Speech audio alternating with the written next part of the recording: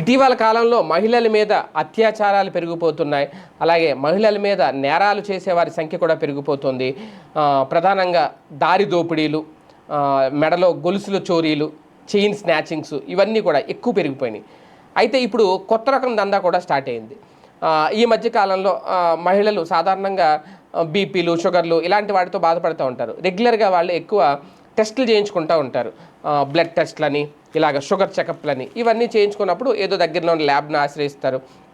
ఈ మధ్యకాలంలో కొత్త కొత్త వెసులుబాట్లు వచ్చేసినాయి కదా, అవి కూడా డోర్ డెలివరీ.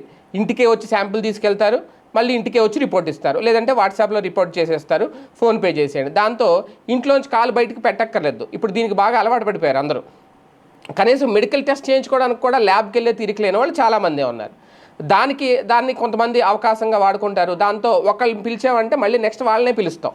ల్యాబ్లకి అయితే ఒక ల్యాబ్తో ఇంకో ల్యాబ్కి వెళ్తాం.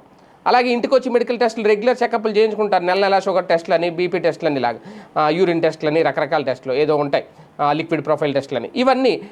దాంతో ఏమవుద్దంటే కంటిన్యూగా ఒక ల్యాబ్ టెక్నీషియన్ ఎవరో ఒకళ్ళు వస్తూ ఉంటారు, ఇంటికి వస్తూ ఉంటారు. వాళ్ళు ఏం చేస్తారు, ఇంట్లో పరిస్థితిని గమనిస్తారు.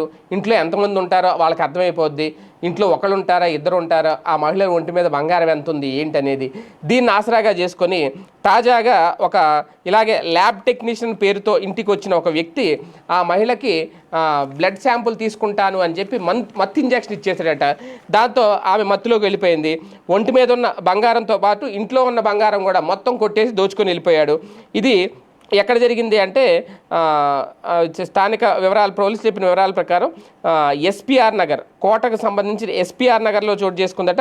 ప్రమీళ అనే ఒక మహిళ తన కుమారుతో కలిసి నివాసం ఉంటున్నారు. ఆమె మధుమేహ బాధితురాలు. ఇటీవల గాయాలయ్యాయి. నెల్లూరులోని ఓ ప్రైవేట్ ఆసుపత్రిలో ల్యాబ్లో పనిచేస్తున్న సంపత్ అనే వ్యక్తి వారానికి ఒకసారి వచ్చి చికిత్స చేసేవాడు. ఈ నేపథ్యంలో ఈ నెల 10న గాయాలకు డ్రెస్సింగ్ చేసి నొప్పులు తగ్గేందుకని ఇంజెక్షన్ చేశాడట. వెంటనే ఆమె స్పృహ కోల్పోయారు. అనంతరం సంపత్ ఆమె చేతికి ఉన్న 6 సవర్ల గాజులను తీసుకుని ఉడాయించాడు.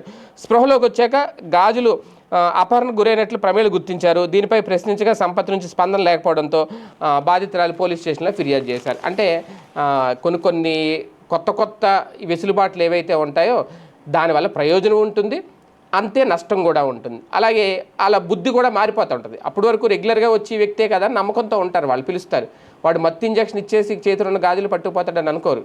వాడు దొరుకుతాడు, అరెస్ట్ చేస్తారు, కేసు పెడతారు, ఓకే వసూలు చేస్తారు, ఇవన్నీ తర్వాత సంగతి. కాకపోతే మోసం చేసే వాళ్ళు ఎంతగా పెరిగిపోతున్నారు. అలాగే ఇలాంటి దారుణాలు అంటే కూర్చొని సంపాదించేయాలి, ఎవరో కష్టపడకూడదు.